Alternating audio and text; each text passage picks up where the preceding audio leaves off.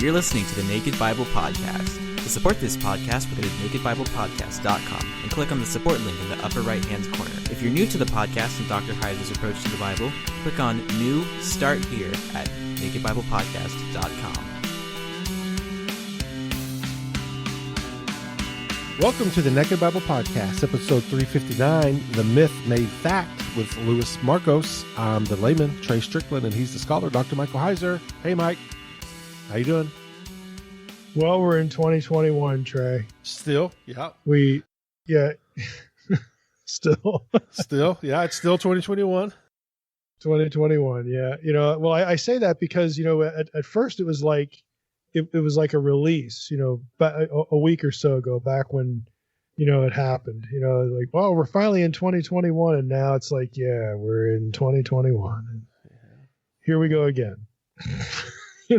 Well, yeah. Lots of stuff going on that we wish was different. Yeah, no words to describe what's going on other than everybody needs to turn to the Lord. That's all I got to say, Mike.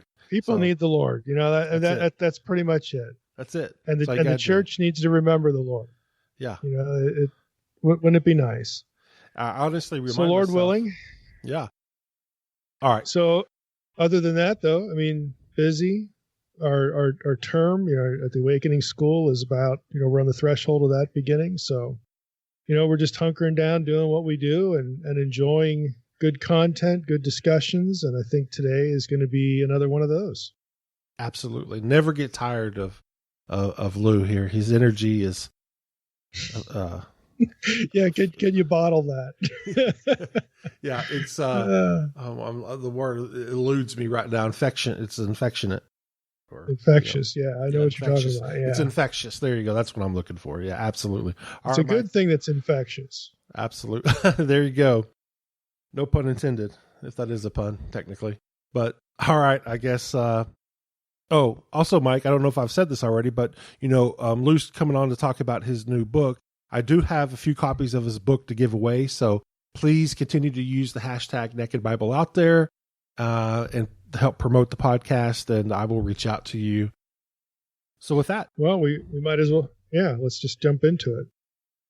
Well, we're thrilled to have Dr. Professor, utterer of profundities, Louis Markos, back on the podcast with us.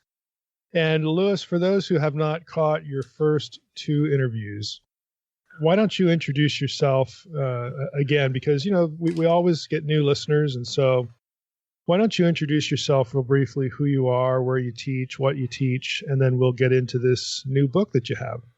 Hey, thanks, Mike. Third time's a charm, as they say.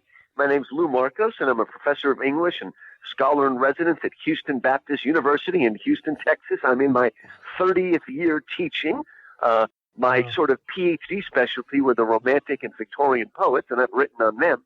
But I also do anything that has to do with ancient Greece and Rome, and also anything to do with C.S. Lewis and J.R.R. Tolkien, and even do film. And again, I'm sort of a Renaissance man, and I really make C.S. Lewis my model, not only as an apologist, but he's my role model as an English professor, as a generalist who wants to make lots of connections and synthesize things. I've even written a couple children's novels. I know you've written some novels, Michael. Mike, I decided you really need to approach these things from all different angles. Mm-hmm. And actually, my birthday last year, which is January 22nd, so it's almost been a year, one of my students gave me a copy of your Unseen Realm book for my birthday. And she said, I know you're going to love this. And of course, I wrote it and read it, and I wrote a review and compared it to J.R.R. Tolkien's Lord of the Rings. And then I heard from you, and we went ahead and we did our first podcast on Lord of the Rings and the amazing connections, especially the Silmarillion. And that sort of led to the second podcast on Milton's Paradise Lost, and where is Milton getting these ideas, and how much he's shaped our understanding of angels and devils and heaven and hell and the whole cosmic thing. Mm-hmm. And this time, the third time we're getting together, I've got a new book out from Classical Academic Press called The Myth Made Fact, Reading Greek and Roman Mythology Through Christian Eyes. And like you, Mike, I'm somebody that loves to draw from antiquity. And, it used to be that evangelicals like myself, they were a little bit nervous about pagan things and stuff like that and thought they would go astray. But I really believe that the more we study these things and the more we understand the culture, because, God chose to become incarnate in this Greco-Roman world.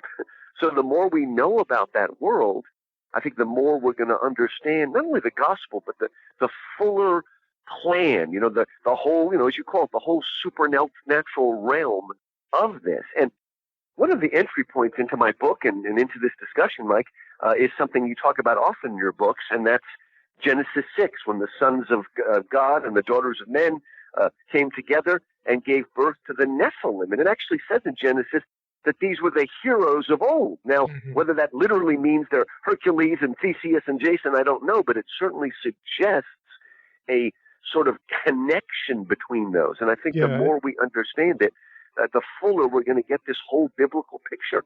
Yeah, that is probably the easiest point of intersection to see. I mean, on my end, I have to remind the audience, because this is going to reference an interview we did, or we as in terms of me, I'm using the editorial we there with Gerald McDermott.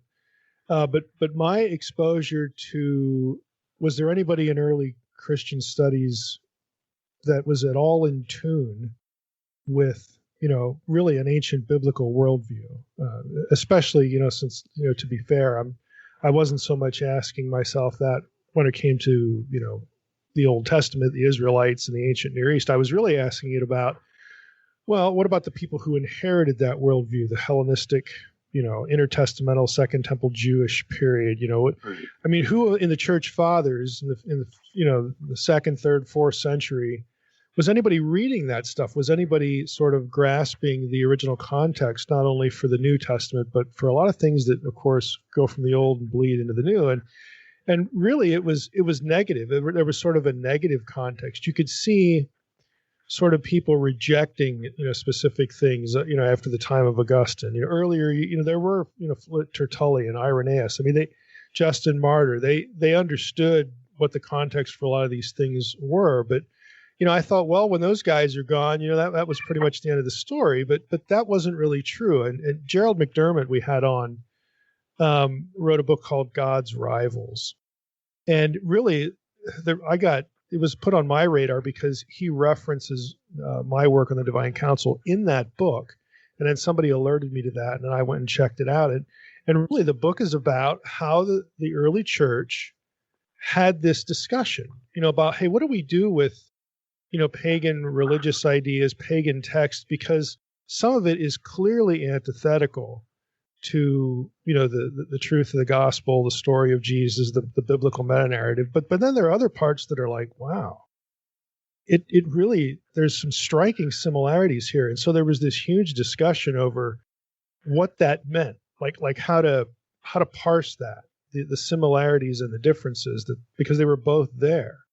And here, along you come, with this book. And I want to get into sort of the prefatory material and the introduction, because you point out, and others who wrote the preface and the foreword point out that, what Lou is doing here actually is a modern version. You're sort of the current installment of a long tradition within the church of not wholesale turning your back on, pagan material, in this case, the Greco-Roman material. And you're right, that is sort of the evangelical reflex. But rather, there's been this long tradition, early on of, well, maybe these similarities are there because God graciously mediated truth, to these people, and they got it wrong, or they rejected parts of it, or whatever. But there are elements here that can be found in these religions and in these texts that later on, post Jesus, the apostles and others are going to use to build bridges and to win them over. So, maybe that was intentional. There's this whole discussion, and you're in that tradition. We've been emailing Mike this week, getting ready for this podcast, and I mentioned one of my very favorite writers is a man named Don Richardson, died a few years ago, and he's famous for The Peace Child and for another book called Eternity in Their Hearts. And when he was in, again, these sort of inaccessible places, Papua New Guinea and places like that, he was looking for what he called redemptive analogies. Mm-hmm. He believed that if he looked hard enough, he would find that flickering candle, something that God wrote in their hearts. And a lot of times it was unbelievably twisted.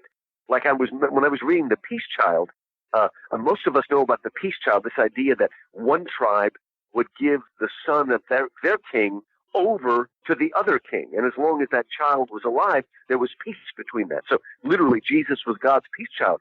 But he tells another horrible, ugly ritual that these pagans did, where after somebody died, they stood there by the body and sort of watched it decay and sort of put their hands in it. It was horrendous, but there was just this little flickering shadow of this sense or desire for a resurrection of the body. Mm-hmm. And when he saw this, he was able to show them the truth. And so, we've got to be prepared, Mike, to be shocked a little bit sometimes, because a lot of times, this little reflection can be kind of twisted and kind of scary and bloody and violent and things like that. Mm-hmm. But, we always talk about Acts chapter 17, Paul at the Areopagus, but a little bit earlier, I think it's chapter 14, is when Paul says to another audience, God did not leave himself without witness. He did not leave himself without a testimony. Mm-hmm. It's there. Sometimes it's there in nature, in creation, and our conscience.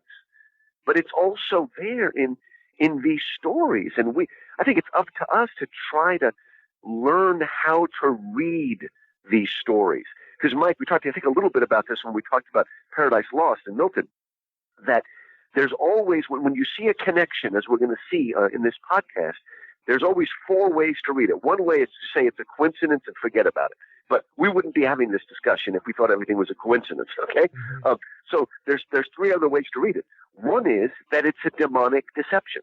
And some of those early church fathers, Justin Martyr and all, often just said, this is a demonic deception.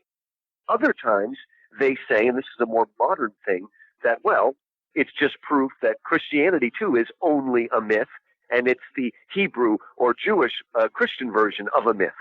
But in between is that reading that says, no, that in a very shadowy way, God was preparing the heart of these pagan people for the coming of the true gospel. So they were being prepared.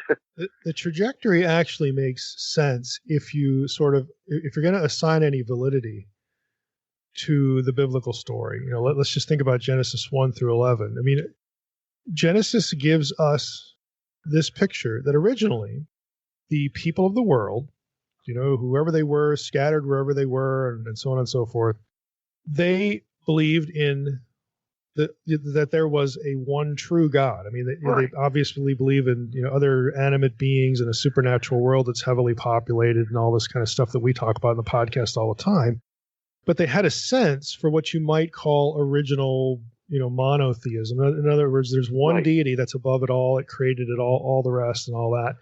And then, when you get past Babel, that deteriorates because of the judgment at Babel and the fragmentation of the nations. And then, if you're going with biblical chronology, a couple hundred years, pass, and we have Abraham, and his parents are idolaters. Like, where'd that come from? Right. So you have this notion of truth. You have these ideas that are true, and then they get lost or distorted or perverted or whatever it is, inverted. And then, history sort of moves along, and then you get the fulfillment of the plan of the true God in Christ. Right.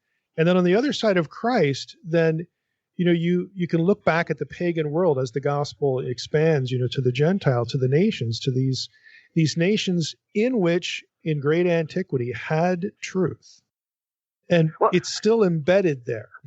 Okay. It's fragmented and embedded. And so you could see like, well, we should sort of expect these remnants, these vestiges, these ideas to be there. And then it's up to the apostles again to be led or, either figure out or led, I think both, by the Spirit to latch on to these things and use them to turn the Gentiles back. One of the things that we forget is that evolution is not just a scientific theory. It is a worldview. Mm-hmm. A lot of Christians don't realize that in the academy, the evolutionary mindset or paradigm or worldview has invaded everything. So Yeah, it's we not. have just It's going to taken for reject an granted. original monotheism. When you apply, evolution like to anthropology, Right, exactly. anthropology of religion, it's very much opposite. Yeah, well, what they say basically is we all started as a bunch of animists running around the woods, and we Right. slowly evolved to, polytheism, pantheism, up to Christianity, then up to science, of course, right?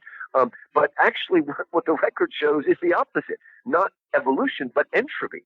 We started as monotheists and fell away. And what Don Richardson found and documented in Eternity in Their Hearts, that second book I mentioned, is that there are scattered tribes where he found they still had a memory of monotheism, but they were afraid. They knew that they somehow had, broken with that one God, and now they were terrified of the spirits, or that were tormenting them, and were afraid. But they still had that concept of monotheism deep down.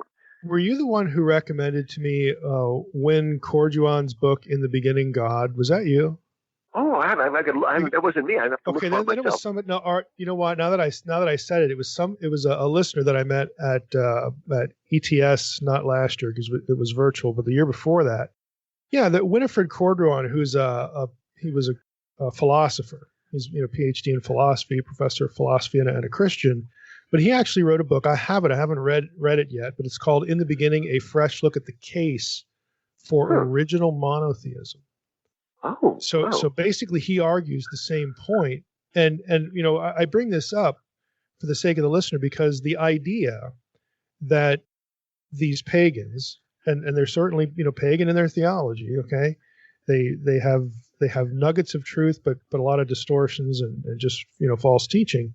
right. But the idea that embedded in that are the vestiges of things that are true. And then as they write about their belief system and how they view the gods and who they worship and how this and that happened, trying to, explaining the world as the way it is in light of, these supernatural characters and so on, how they conceive that, they can't help but draw some of these things into their own literature, their own way of talking about this thing. And so someone sitting on the other side and looking back on that, looking at their literature, knowing what the truth is, it's like, oh yeah, here's something that's you're onto something here, Mr. Pagan. But let's think about that. Let's talk about that, and then we'll talk about Jesus and so on and so forth. That whole enterprise is not new. Again, you're just trying to revive it. Yeah.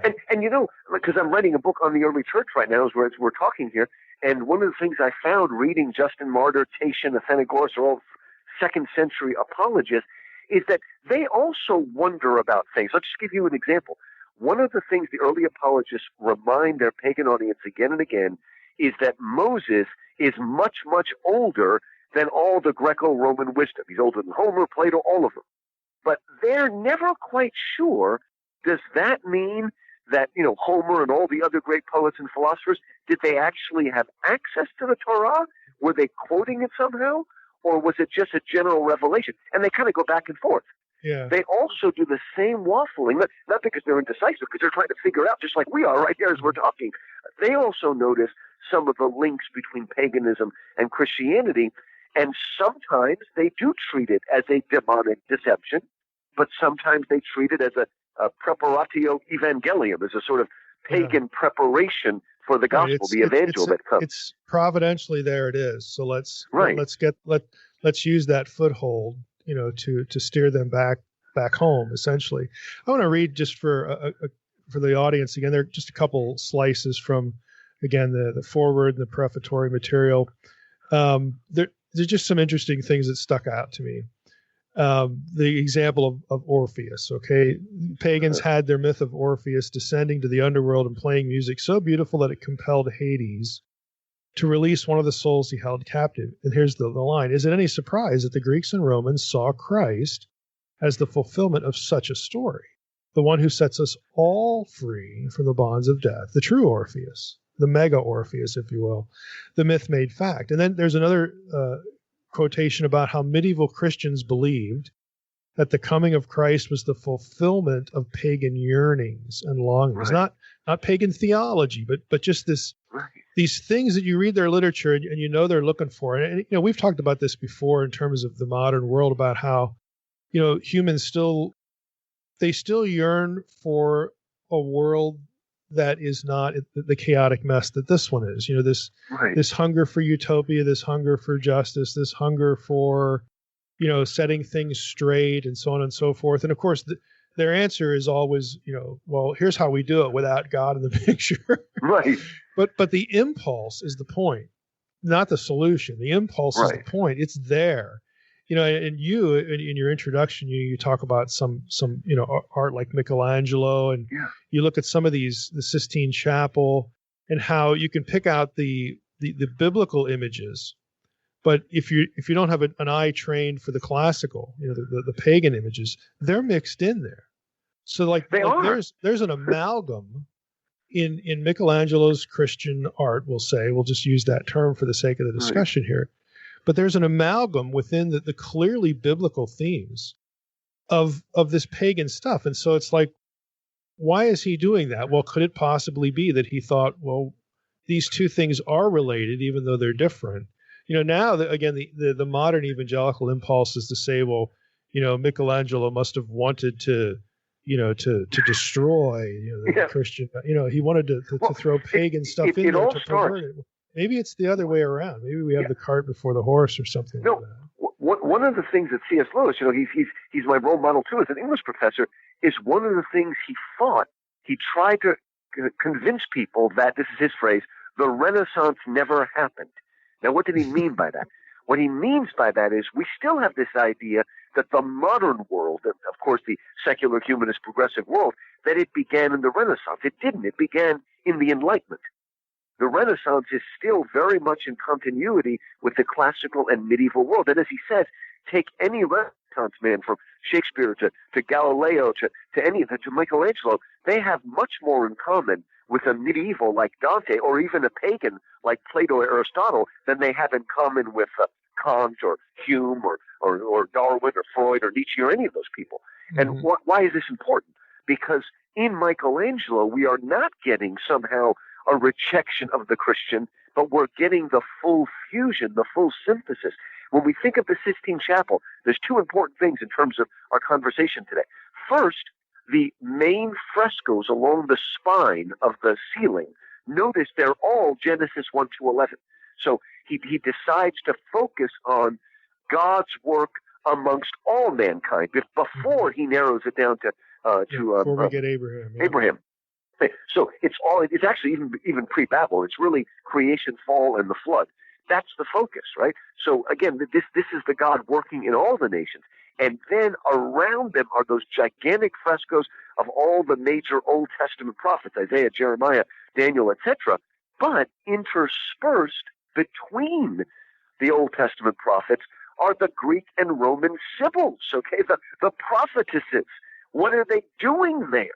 Well, they too are bearing witness, but in a much lesser way, and usually in an unconscious way. And yet God is using them to prepare the pagan world for the coming of, as your own poets have said, we are his offspring. That's Acts chapter 17. I mean, for our audience, I think an easy illustration, and please indulge me, I'm not comparing my little book to Michelangelo.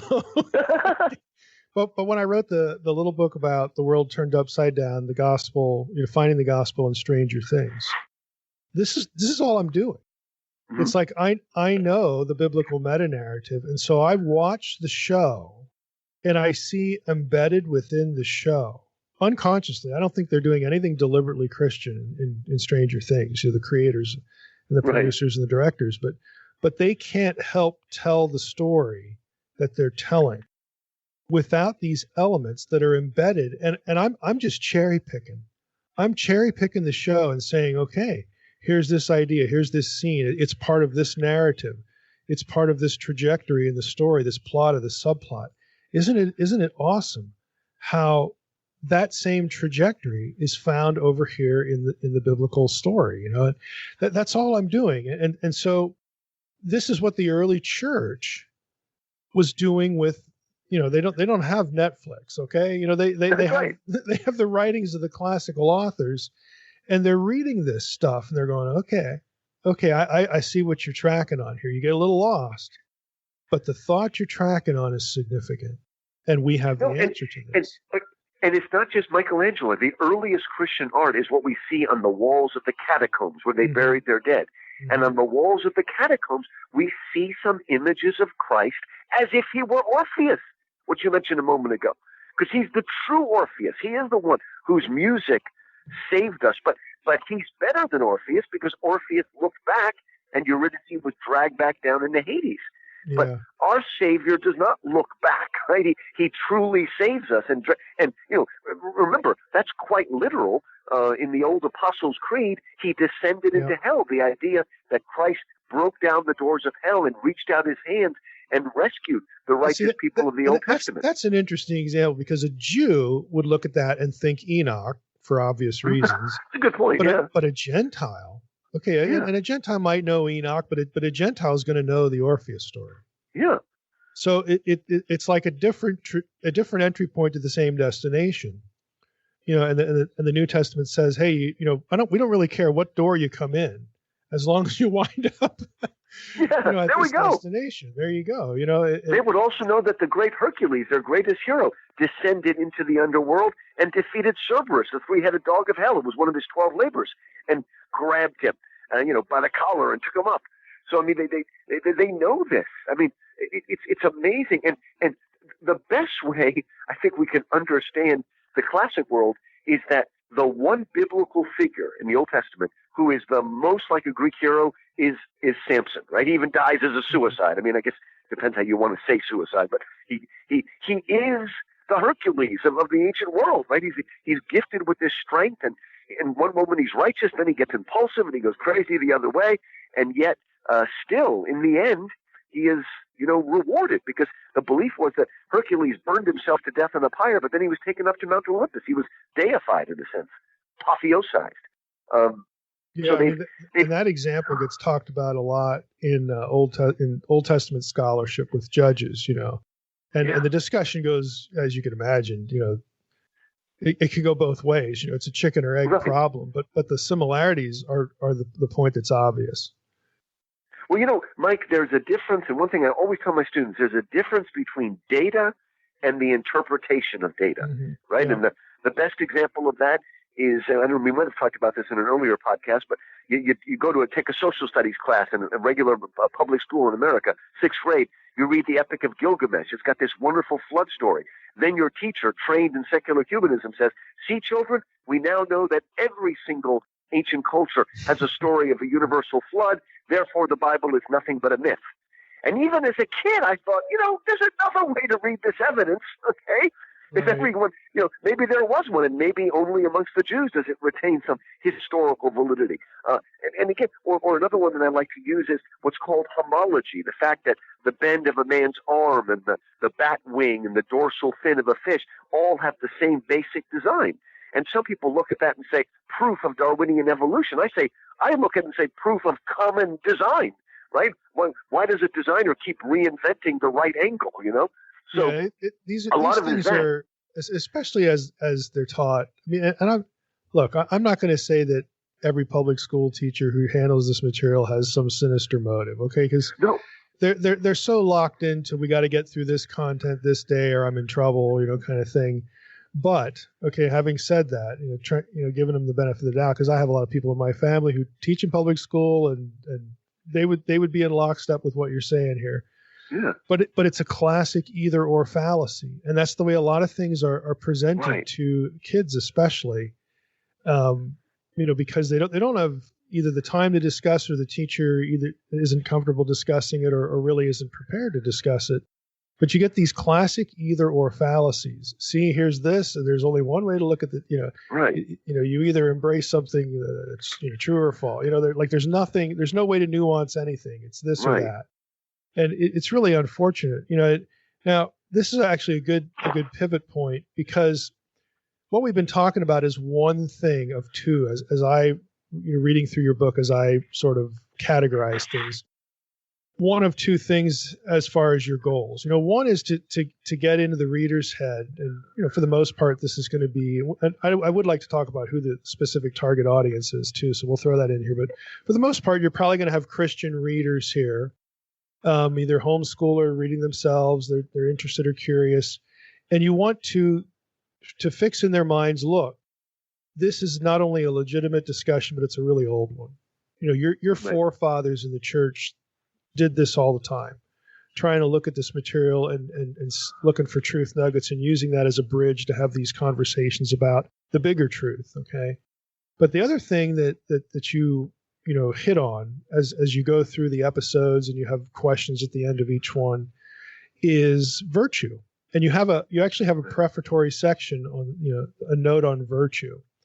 And so you talk about that basically you reduce it to, several, time-tested virtues. And in sort of in the secular world, you have four what you call classical or cardinal virtues: courage, self-control, wisdom, and justice. And then there's three Christian or theological virtues of faith, hope, and love. So what you're essentially saying is that these stories are going to contain the classical virtues, and they're also going to be bridge points in these other virtues that get you into theological discussion. So can you talk a little bit about just the way you approach virtue? I mean, as an Old Testament theologian, I'll tell you, this is how, and I don't want to steal your thunder here, but this is how we are taught in grad school to think about wisdom literature: Proverbs, Ecclesiastes, Song of Solomon. You're taught that this is, in a secular context, you're taught, well, this just reflects common sense that everybody basically has. Every functional human being is going to be able to pick up Proverbs, whether they're Jewish or not, and see the wisdom, just practical living in it. And that's true. But theologically, it's like a form of common grace. That God embeds within with humans in what they are, common sense and wisdom principles that are just going to work out in life. So talk a little bit about your goals as far as virtue. It really is. One of the reasons I enjoyed writing this book is that I kind of saw it as a sequel to two different books I wrote. One is called From Achilles to Christ: Why Christians Should Read the Pagan Classics. And that's the part of this book where I'm tracing the connections between the Greek mythology and Christian truth. But it's also, in a way, a sequel to a book I wrote called On the Shoulders of Hobbits: The Road to Virtue with Tolkien and Lewis. And in that book, I showed how, elements of the Chronicles of Narnia and the Lord of the Rings are teaching us those seven virtues that we just talked about. And so I'm also taking that approach, but sort of winding them together, because I love classical Christian schools. I speak for them all the time. Both of my kids are teaching classical schools now. And one thing about classical schools is they not only have restored the canon, the full, Greco-Roman, Judeo-Christian canon, they've also restored the idea of an education in virtue. Now, it's really, really tricky, and this is why I added that note on virtue in the beginning, in the preface to the book. I used to think, as a lot of Christians think, that the problem with the public schools is that they had thrown out virtue. That's not exactly true, I discovered. It almost might have been better if they threw it out, because then there would be a void and people would seek after it. Instead what of putting they've something done, else in its place. right, exactly. They've substituted with what I would call phony virtues or pseudo virtues or values. And they still teach values in school, but as far as I can tell, there's only 5 of them: inclusivism, egalitarianism, multiculturalism, environmentalism. These are the ones that are taught. And I'm not saying those things are bad. I mean, it's certainly good to be tolerant, but those things have never been the center of virtue. And so what you do is it's like junk food. It sort of fills you up, but it has no real nutritional value. But because you're full, you're not seeking after the good fruits and vegetables or whatever. And always, and this is why I wrote On the Shoulder of Hobbits and why I wrote this book too, people need to understand that until the modern period, the way you taught virtue, the best, most effective way of passing down the real virtues to our children is through stories, by telling them stories. And that's why another book I wrote called Restoring Beauty about C.S. Lewis, I began by critiquing the movie Shrek. Now, I do enjoy Shrek. I mean, it is funny. It's funny the way it makes fun of Disney. But I don't like Shrek because it's part of these whole new politically correct fairy tales, and that is really destructive, right? If we start screwing with our fairy tales and our myths to teach kids crazy politically correct ideas, then we're robbing them from the chief way. Bill Bennett, who used to be the Department of Education, Secretary of Education, wrote a great book a while back now called, what was it called? You know what I'm talking about. I know what it was on virtue. It was, oh my gosh, I can't believe it just I'll the come Book up of with Virtue. the title here in a second. It'll come up the Book of Virtues. The Book of Virtue, that's what it was called. Yeah. And what This he is right did there in that, front of our face. yeah, right there, Book of Virtue, right? What he did is he told stories, both from the Bible, but also Greco-Roman myth and legend, everything like that, to illustrate virtues. And when the book came out, it was a bestseller. And the funny thing about it is, it was a great book, Mike. But if that book came out 150 years ago, people would say, "Duh, that's what we're already doing." But because we've forgotten the proper way of teaching virtue, he had to write that book, and thank God that he did. And so, again, just a quick example. The cover of my book, and they did a beautiful job illustrating this book. The cover is the story of Daedalus and Icarus, right? And I think most people listening know that story. Daedalus and Icarus have been imprisoned in the labyrinth, the very labyrinth that Daedalus invented. And the only way to escape was to fly, because there was a window, but it overlooked a cliff going down to the water. Only way to escape. And so Daedalus, the great inventor, made wooden frames. He took feathers from birds. He used wax to affix the feathers, and he created wings so that he and his son could fly to freedom and safety. But of course, he told his son, "Now, son, listen to me. Don't fly too low, or the water will make your wings heavy. Don't fly too high, or the sun will melt the wax. Keep a middle course." But once they started flying, young person, Icarus forgot all about that, enjoyed things. He went flying up and down, and he got so high that the sun melted the wax, the feathers fell off, and he plunged to his death. Now, what we're learning is self-control or temperance. But what I like about this story, Mike, and what I want to emphasize is here is a pagan story that can teach Christians something. Because too often we as Christians think about God's moral law as something that's a killjoy that wants to stop us from having joy or fun or happiness. When in fact, no, God's law is there to protect us. We have to remember that the law, the Torah, the law was not given to a group of freemen to turn them into slaves. It was given to a group of former slaves to make them freemen. Without the law of Moses, the Jews would have, already they wanted to go back to the flesh pots of Egypt. So what I'm saying is that by meditating on these stories, I'm not only learning the virtue again, I'm learning that virtue is a positive thing and not a negative thing. It's there to protect me from disaster. And a lot of the great myths that I cover in the book are cautionary tales, very much like the wisdom literature of the Bible, of the Proverbs and things like that. We learn from those stories. Yeah, or parables or allegories. Yeah. It's very obvious Scripture does this too. Well, you brought up Daedalus and Icarus. You're right after that, because it's kind of similar, is Phaethon and the Chariot of the Sun. So we'll talk about that one a little bit. That's probably a story that the audience will may be familiar with. Good, and thank you for pronouncing it right. You know these words. One of the things I insisted, and the publisher agreed, is that I start each chapter by retelling the story as if I'm a storyteller. But what I did is, embedded in the story is the pronunciation guide, kind of like the old King James that's self-pronunciating, I think it's called. Because I find that a lot of kids, especially like homeschoolers, they're big readers, but then when they start talking to you, you don't know what they're talking about because they don't know how to pronounce these words. And of course they don't. The book doesn't talk to you, right? So I've really made sure that all the names, and when I put in the pronunciation guide, Mike, I don't use the ridiculous pronunciation guide they use in the dictionary. Nobody knows what that means. I use something that dashes and symbols. Well, forget all that nonsense. I do it, and if it's supposed to be accented, you put it in capital letters and all that sort of stuff. You make it so. Phaethon, I'm teaching that by writing F-A-Y in big letters, then E, then T-H-O-N. Then you can actually pronounce it, right? I want people to, because a lot of people are afraid to speak up because they're afraid they'll mispronounce a word. I found that with my first book, Louis Agonistes. I think that was a mistake on my part. I love that title, but nobody wanted to push it because they were afraid they'd mispronounce the word Agonistes, right? But anyway, so Phaethon, wonderful story, and you're right, I kind of treat it as a companion to Daedalus and Icarus, another young man who is actually the son of the sun, Helios, the sun god. And he wants to know for sure that he is the son of the sun. And so the son does something very foolish. He says, all right, son, anything you ask me, I'll give you. Watch out for rash oaths. You remember the story of Jephthah, who told God, I'll sacrifice the first thing that comes into my house, and it turns out to be his daughter, right? And then Saul does the same thing when he says, anybody that eats before this battle is going to die.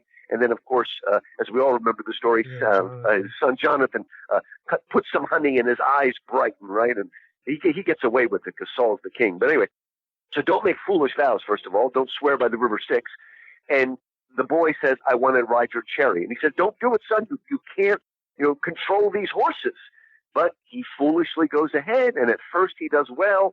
But as they reach the sort of arc of the sky, the horses start recognizing the weakness of the charioteer, and they start madly going up and down, burning everything, destroying the constellations, until finally Zeus just has to zap Phaethon, and he dies.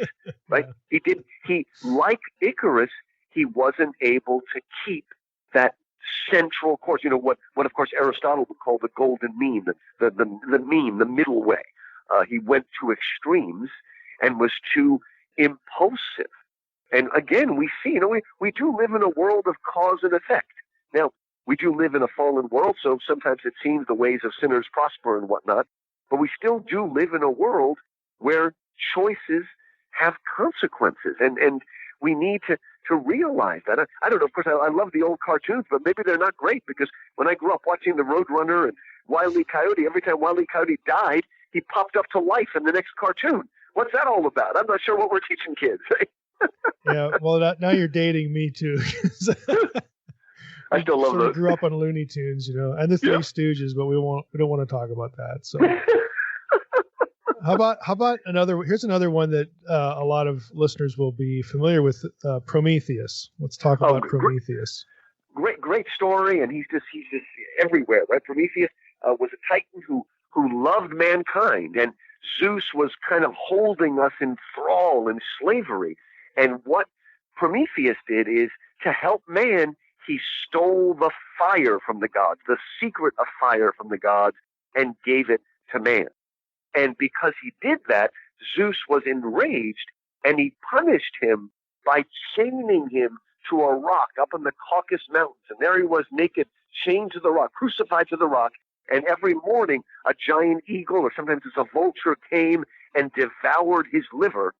But then every night, the liver grew back so that it could be devoured all over again.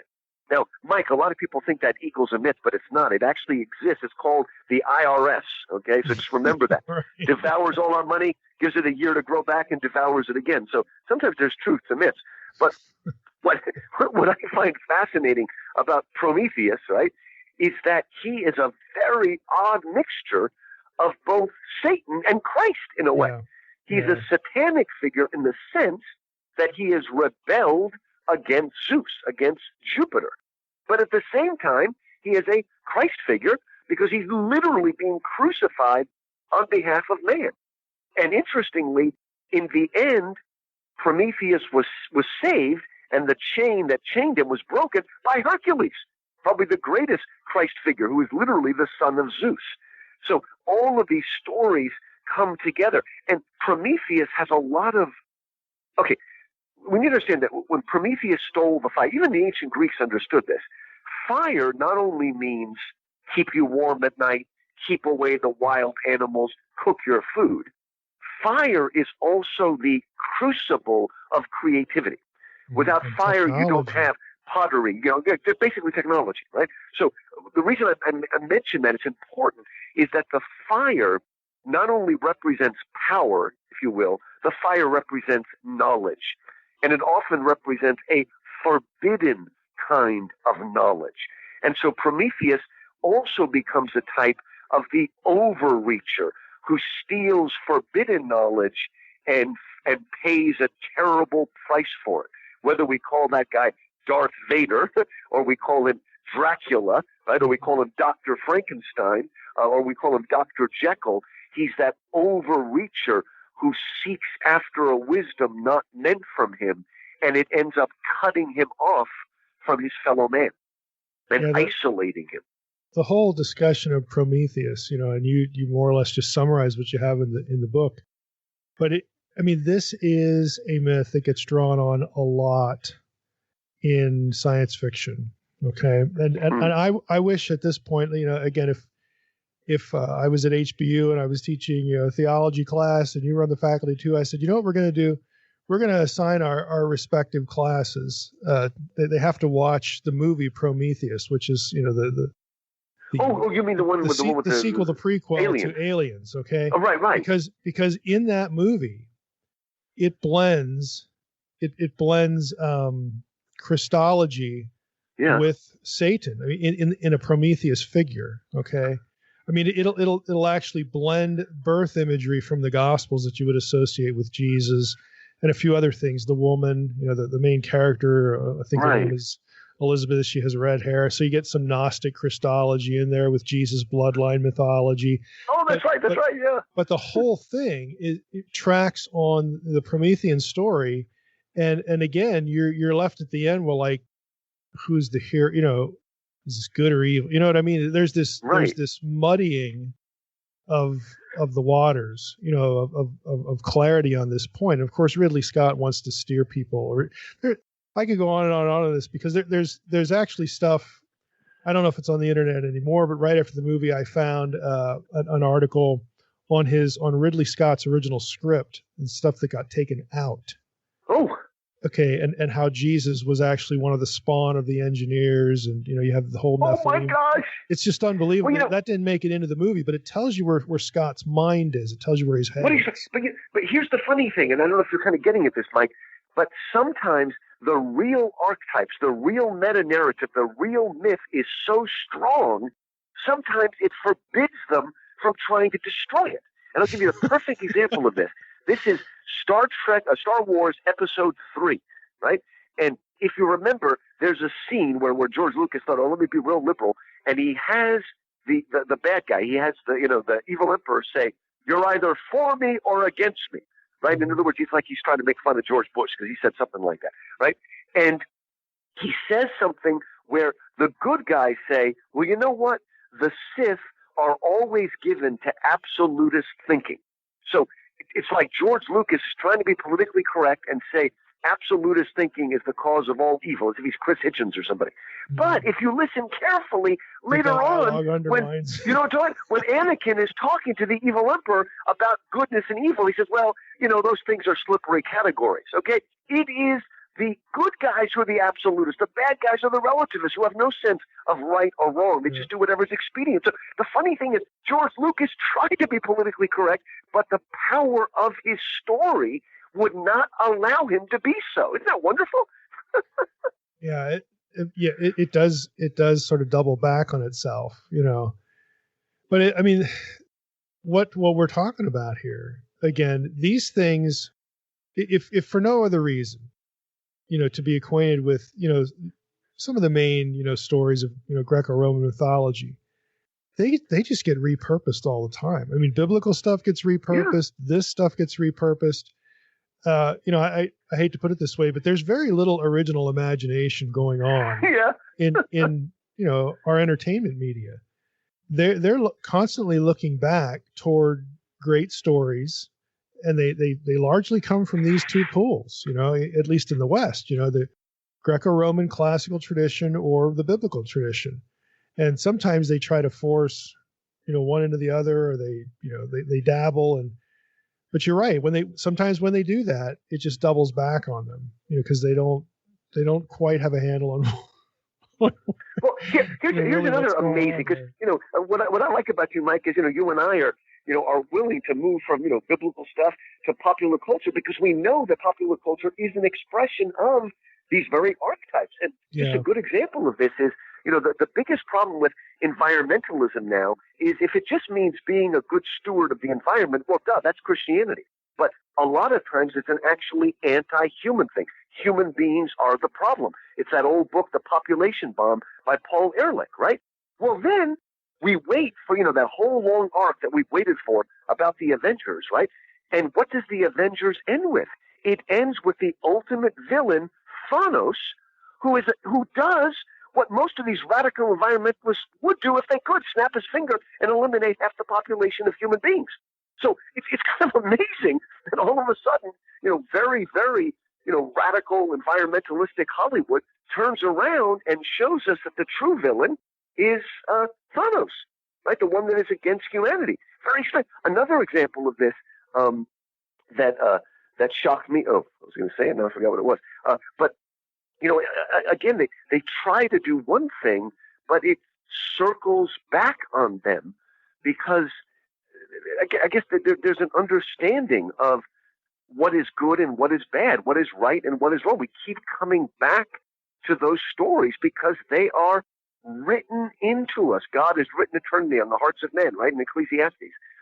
And then we said this before, it's not always knowledge in the sense of philosophical or theological knowledge worked out. It is a yearning, right? Well, what is it? Acts 17. From one man, God has created all the races of men, that they might reach after him and grope after him, though he is not far from any of us. For in him we live and move and have our being. As your own poets have said, we are his offspring. So we grope and yearn and reach. Oh, I remember. It wasn't as very good, but did you see the movie Dante's Inferno? That was the newest Dan Brown novel turned into a movie. No. Is that what it was called? Well, yeah, I think it was called The Inferno or Dante. Maybe it was just called The Inferno. Maybe it's just called Inferno. I haven't seen it. And anyway, in it, these crazy people are about to put something in the water supply that is going to kill off half the planet. Right? Now, here's the amazing thing. I haven't read the novel, but I went on IMDb and I wanted to see if it was the same as the novel, and I discovered that in the original Dan Brown novel, what's actually happening is the bad guys are putting something in the water that will sterilize half the population. Now, I know why Hollywood changed it, because there are a whole lot of people out there that would do that if they could. I don't think they'd be willing to kill half the population, but they'd love to sterilize as many people as they could. That's where Margaret Sanger started anyway. So, again, it's sort of amazing that Dan Brown, right, ends up becoming this defender of humanity, right? This crazy guy that writes the Da Vinci Code. I'll tell you one that I'm wondering about. I don't know if we'll ever see it because of COVID. I don't keep up enough with what's going on in the Marvel universe and all this stuff as far as filming schedules. But you brought up Thanos, and again, his solution. You're right in the characterization. Of course, then the ensuing film has to reverse all that and so on and so forth. But in the Marvel universe, and this is hinted at in the second Guardians of the Galaxy at the end, when there's this character introduced, this creation of this character, Adam Warlock. If for those who are familiar with the Marvel Universe, the comic book series, Adam Warlock is an overt Christ figure. Oh, okay. So it made me wonder. Okay, are they going to loop back to Guardians and then address the Thanos thing from a different angle using a Jesus figure? You know what I mean? It's like here we go again, where it's like they can't get away from it. And in this case, the Marvel Universe had a lot of this stuff in it because it's good storytelling, it's archetypes, and whatnot. But the whole Adam Warlock thing, for those who are into comic books, this story was originally written by Jack Kirby, who is responsible for so much of this stuff. Right. But it was revised by another guy whose name was Roy Thomas. And he was the one that sort of editorially presented Adam Warlock as a Messiah figure, as a Jesus figure. I mean, that you can go look up on the internet, and hear him talk about that. But again, the whole point is that it's like subverting itself. The further they go in the storyline, they loop back and subvert themselves. And modern use of some of these things, whether they be Greco-Roman or biblical, the truth kind of leaks out. Well, it's funny, and here's a place where we can be discerning. If you read the Gospels, one time Jesus says, "If they're not for us, they're against me," and the other time, "If they're not against me, they're for me." And it just needs to be understood in the proper context. Right. What's the context? And I think that in many ways, how's it repurposed? How's that context either repurposed or subverted? Yeah. I mean, at the end of the Avengers, what's his name? Iron Man becomes the perfect Christ figure. Yep. The the selfish, rich guy becomes a Christ figure. He even has the "I am" line at the end. So I am Iron Man.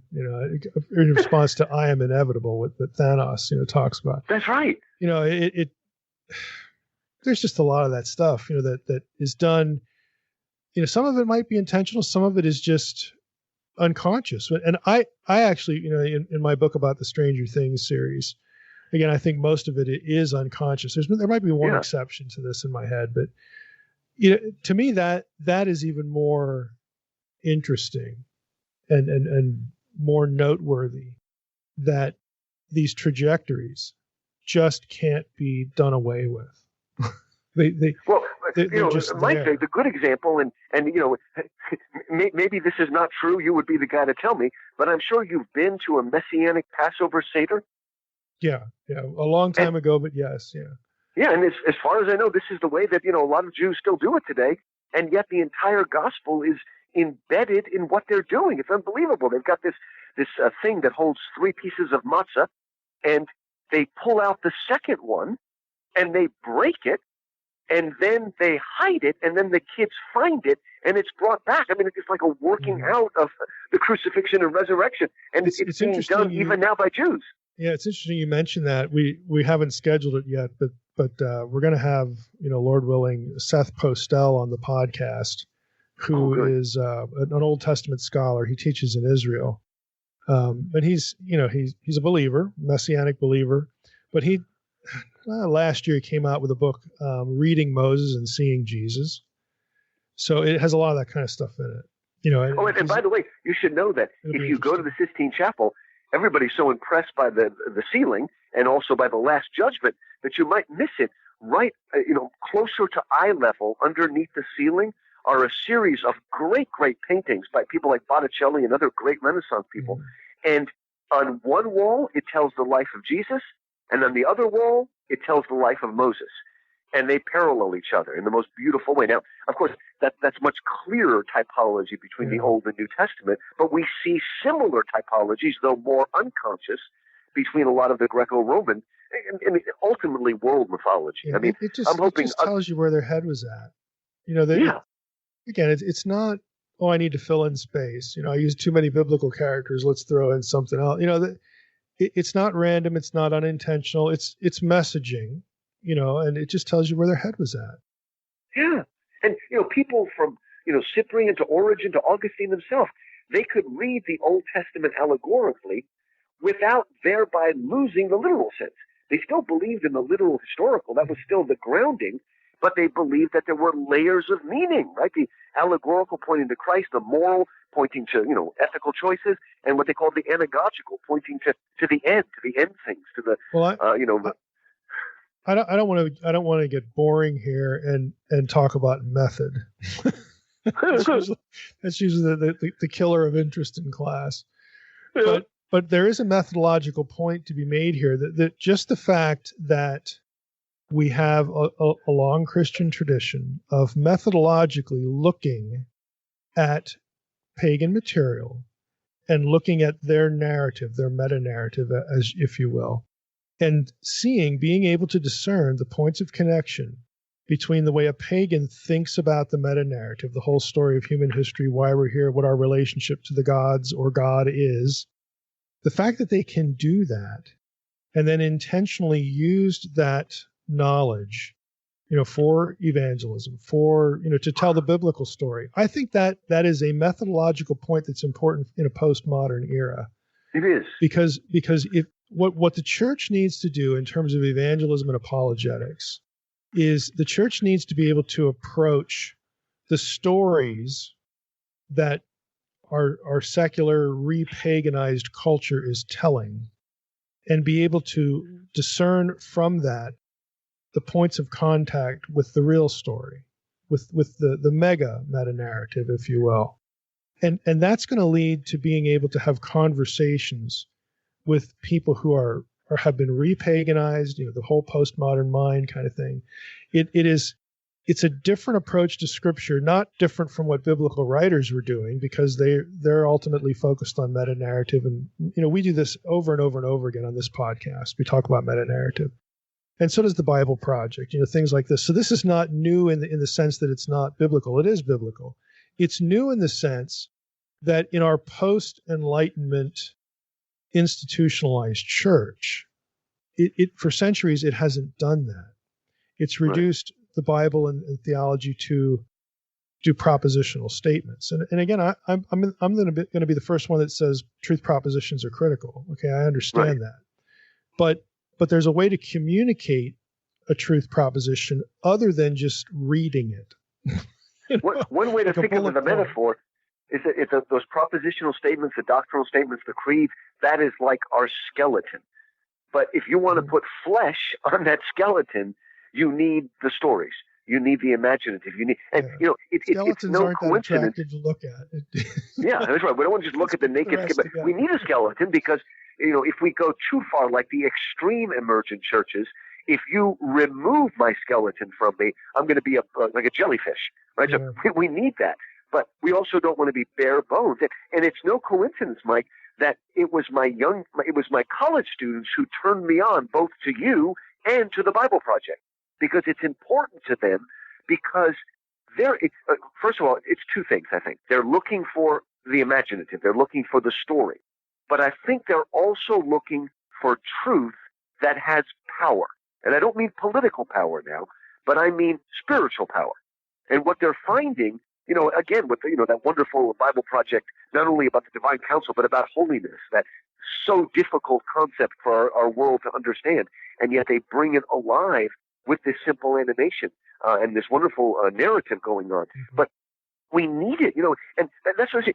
Okay, maybe a couple generations ago, we had, seekers who only wanted facts and science.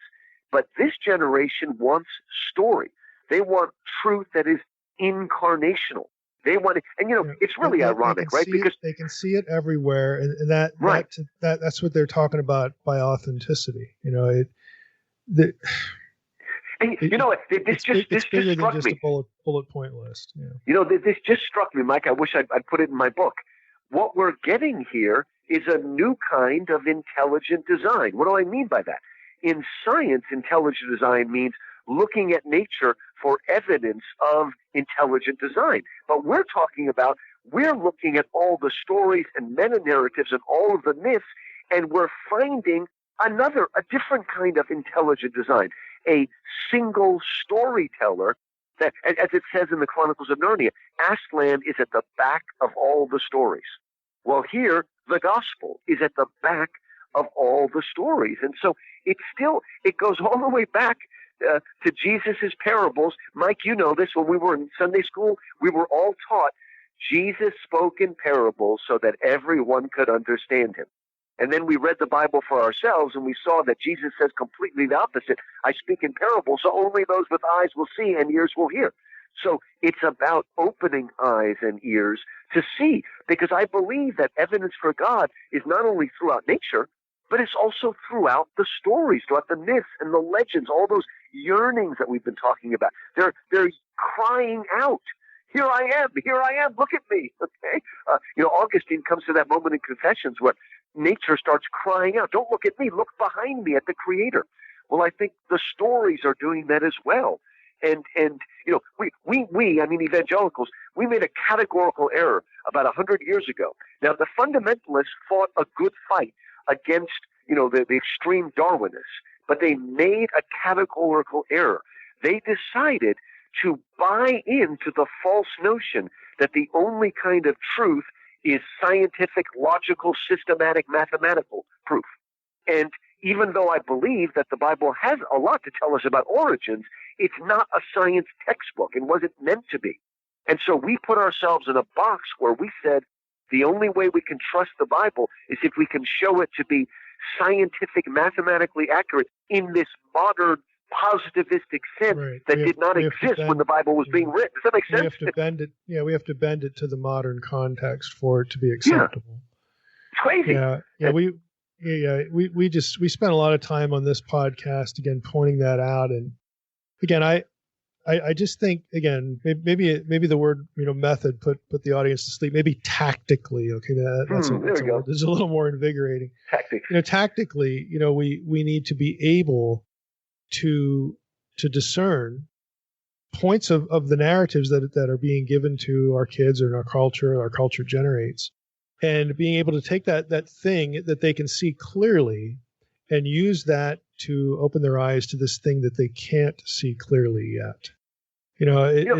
That's all that really, again, the church fathers are just wondering about, again, what to do with the similarity. I mean, we know what to do about the differences. Right. Okay, There we go. That's the easy part. Because we know we have the gospel, we have Jesus, the Spirit, the whole thing. We know what to do about the dissimilarities. That's the easy. But right. But what was a conundrum for them is, why do these similarities keep showing up? Right. What does that mean? How did they get there? Is there again design behind that? Is this providence? Yeah. Or and that's what we need to be thinking about when we try to interact with and build bridges to our own culture. It's funny, I don't know if you know this, but at least 3 of the key words that apologists use to show God's presence were actually invented by the secular humanists. Okay, first of all, the anthropic principle, the idea that everything we see in our world seems to be there to allow human life to exist. Now, the funny thing is, it wasn't intelligent design theorists that came up with it. It was the radical secular Darwinists who came up with that term. But by that term, they only mean that it appears to be like that, but they don't actually believe it. But we've co-opted that word. They also did it with logocentrism. That everything is centered in the logos, that there's a center of meaning. Well, that was invented by deconstructionalists like Derrida to say, no, all the logocentrists were wrong, but we've taken their word. And finally, meta-narrative was also invented by the postmodern theorists as a way of saying that the meta-narrative doesn't exist. But they gave us a word that we can use because, in fact, it does exist, Mike. So I think it's really funny. Showing up. Yeah. Yeah. They fight against it and end up proving the very thing they're trying to disprove. Well, let's wrap up with this question, or this this little thing to talk about. I mean, what's the primary audience? Is there more than one audience? And how would you recommend someone use this book?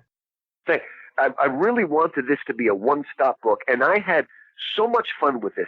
Something happened that's never happened to me, Mike. My original version of this book was about 60,000 words. Classical Academic Press said, "We love it, give us twice as much." Okay, no publisher ever does that. They always make you cut it in half.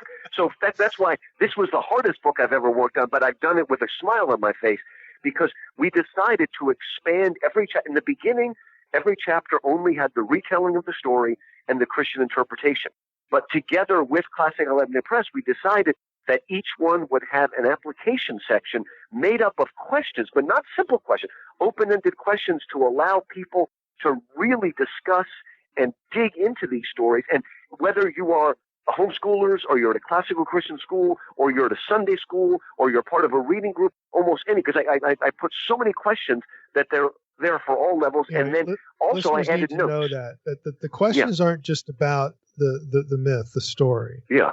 The questions invariably align the story with either biblical stories or parts of biblical stories and biblical ideas. Yeah. And it's full of, biblical passages to make it. And see, I don't do this. I've never written it. This is a book and a textbook at the same time. It can be read, and I hope a lot of people will actually read this book devotionally. Every night or every morning, whenever you do devotion, read 1 or 2 chapters about myths and then reflect on it. Reflect on the verses and whatnot. I hope, but it can also actually be used as a textbook for schools or for homeschooling moms. And I've never written a book where I put together so many questions. And so how did I do it, Mike? I actually sat down and I reviewed in my head all the different speeches I've given, but I looked at the Q&A part of all my speeches. And I tried to remember what were the questions that people most often asked me. And that was kind of the way I was able to come up with, real questions that people can struggle with. This can be read by young kids, it can be read by grammar school, middle school, high school, college, and it could be used by pastors that are looking for Bible illustrations for their sermons. So I really wanted this, and it's also just a beautiful book. I mean, it's kind of a coffee table book in the sense that it's beautifully put together. It's hardcover. It's got full color illustrations of famous images of art, from the Renaissance and whatnot. And so I wanted something. It's got, and they really pulled out all the stops because they put together so many appendices of every kind and all sorts of helpful guides. Or there's even stuff online that I did for them. And also, I turned the book into an 18 lecture series, 9 hours. Each one's 30 minutes. And it's, I'm not reading the book out loud.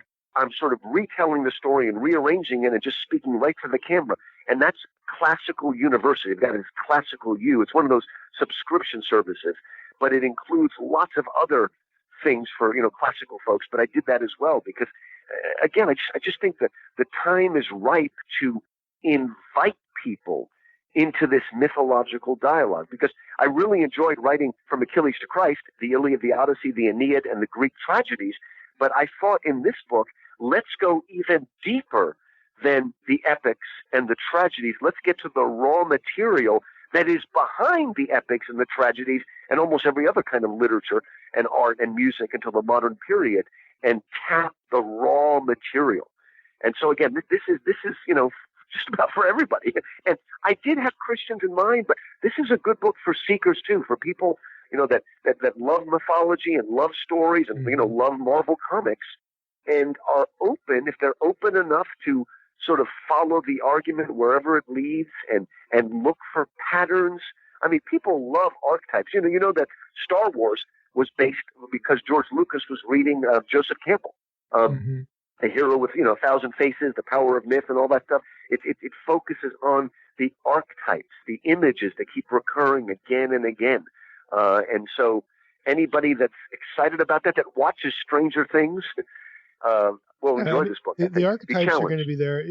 You mentioned the appendixes. Appendix A is where, just sort of a brief survey of where classical mythology shows up in, music and film and, modern stories and whatnot.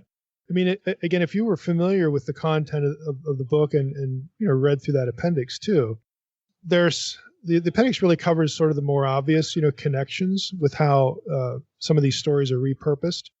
But if you know as an adult, if you know those movies, okay, some either a version, a Hollywoodized version of a Greek myth, or something like West Side Story you actually bring up that sort of reenacts, something. If you're familiar with the classical material enough, you will pick it out. You'll be able to pick it out of a lot of movies. And, there you go. You could use, the modern movie that your audience, maybe you're teaching a class or Sunday school or whatever. You're going to be able to use that. Even like Harry Potter. J.K. Rowling dips into classical stuff a lot. Oh, yeah. So you have this thing you can talk about to move them from what they know, this visual representation, to this story that this is really where that came from. And here's how that story, dovetails with this point of truth that we want to talk about. Have you thought about this scene in Harry Potter, or this scene in Stranger Things, in light of the way that the Bible really does the same thing, but with a little bit of a twist? And these are good discussion generators. But if you don't have sort of that body of knowledge, then you're a little bit hampered. So going through the book, I think, actually would alert readers to when they are watching other things that, that looks familiar. That sounds familiar. Yeah, it sure is, because it's just a rehash of, this much older stuff. A weird thing, you can use the book sort of as an encyclopedia as well, because it's got a very full index. And I'm also hoping, because again, I spend the time to retell the myth at the beginning of each chapter. Because I don't want kids just going on Wikipedia and looking up. It needs to be told to them as a story. And so I'm hoping that parents will read the stories out. And most of them, there are a few that might be too scary, but that will read the stories out loud to their kids and get them involved in that discussion. Because it's just, I don't know, Mike, it sort of knocks down the walls and barriers. If you say, hey, let's have a discussion of religion, people are going to shut off. But let's have a discussion of mythology. Let's move from mythology to the big question. Who am I? Why am I here? What is my purpose? What is the nature of goodness, truth, and beauty? All these questions they will be asked in a context of story that is much more appealing and that will open people's hearts to really wrestling. And my first book is called Louis Agonistes, because Agonistes means wrestling.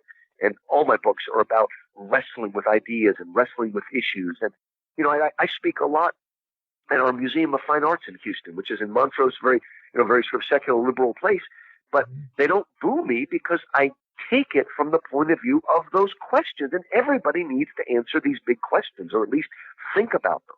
Let's draw you into this. And, just avoid a little bit of evangelical jargon that scares them and go right to the heart of the matter, like tell a parable.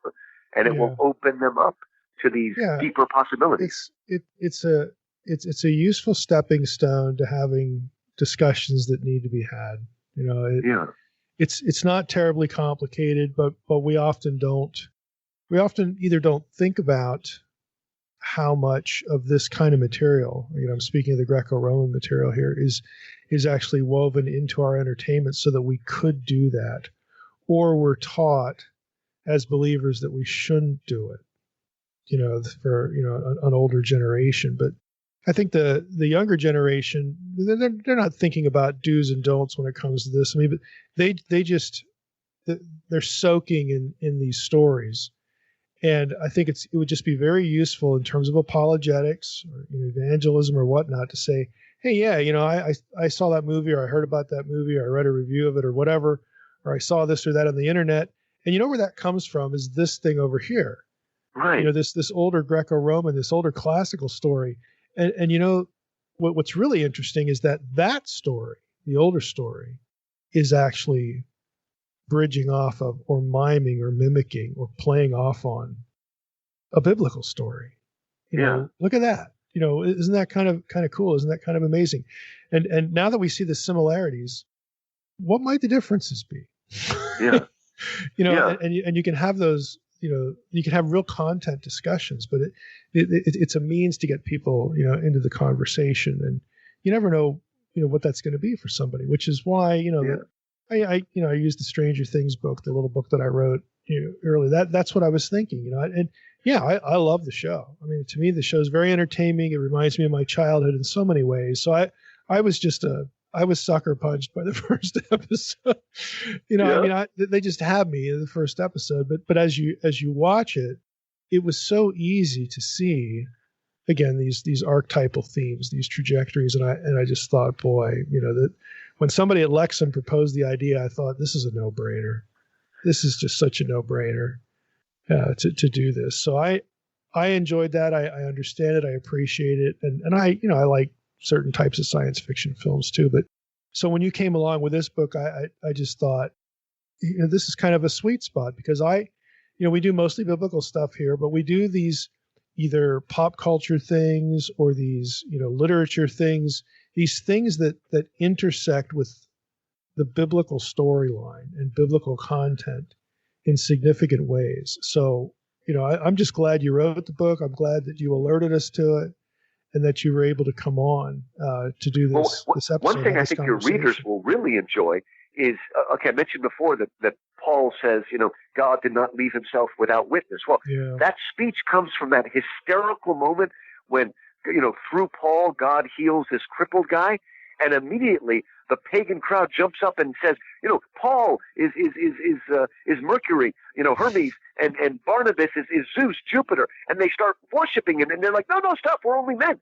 Well, you can find the backstory to that in my book, because in Ovid's Metamorphosis, which is just one generation before this story is happening, Ovid tells an old story of Baucis and Philemon, a story that's kind of like Sodom and Gomorrah, where in fact Zeus and Mercury, Jupiter and Mercury or Hermes, they come to a town and everybody closes the door on them, and only this poor couple shows them hospitality, and they destroy the whole town.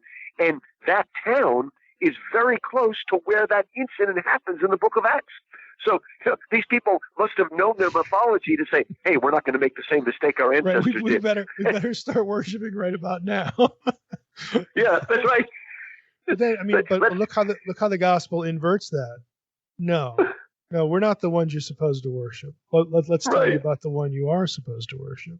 It's just funny, but like I said, sometimes you got to get people where they are. Well, I'm sure this is one of your favorite moments. It's in The Mummy, the first Mummy movie with Brandon Fraser, where the stupid bad guy, the mummy's coming at him, and he pulls out a cross, and the mummy keeps coming. So he pulls out a Buddhist thing, he pulls out a Hindu thing, he keeps pulling things out until he starts quoting the Shema or something, and he says, "Oh, you speak the language of the slaves."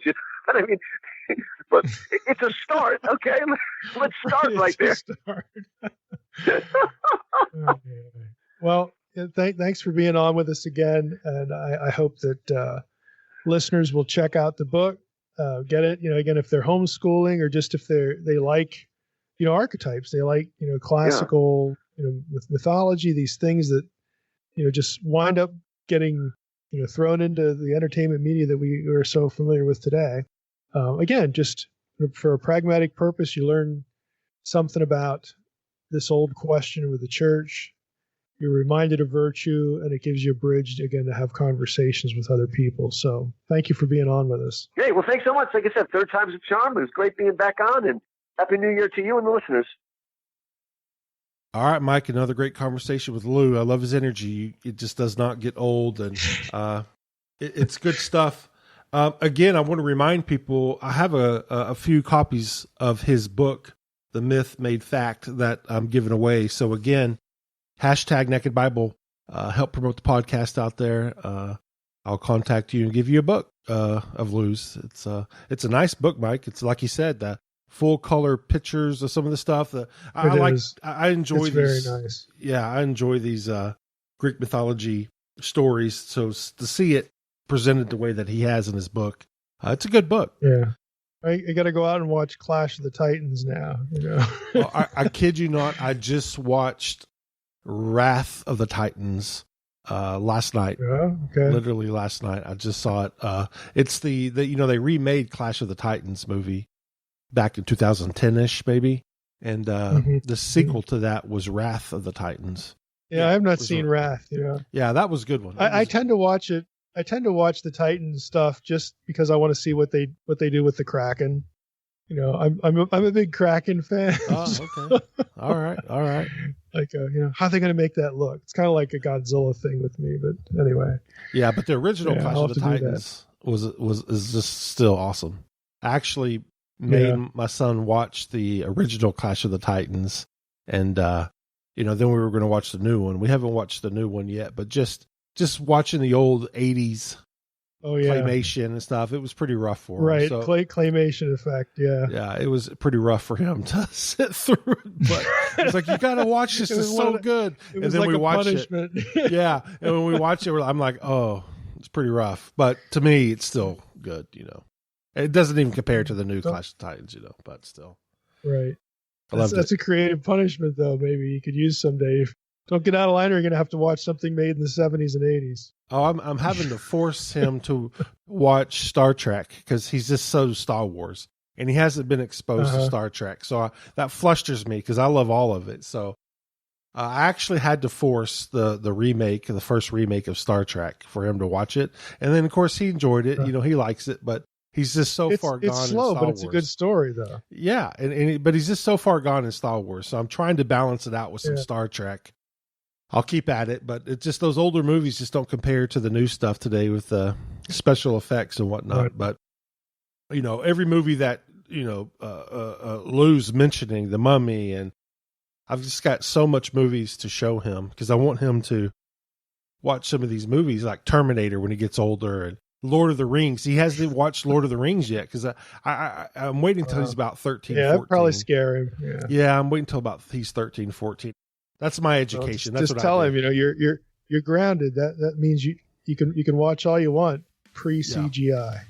There you go. That's perfect. That's perfect. All right, Mike. Well, that was a good conversation. Next week we're getting back into Revelation, so we'll pick back up. That was a nice little break. Happy New Year again to everybody. With that, I want to thank everybody for listening to Naked Bible Podcast. God bless. Thanks for listening to the Naked Bible Podcast. To support this podcast, visit www.nakedbibleblog.com. To learn more about Dr. Heiser's other websites and blogs, go to www.drmsh.com.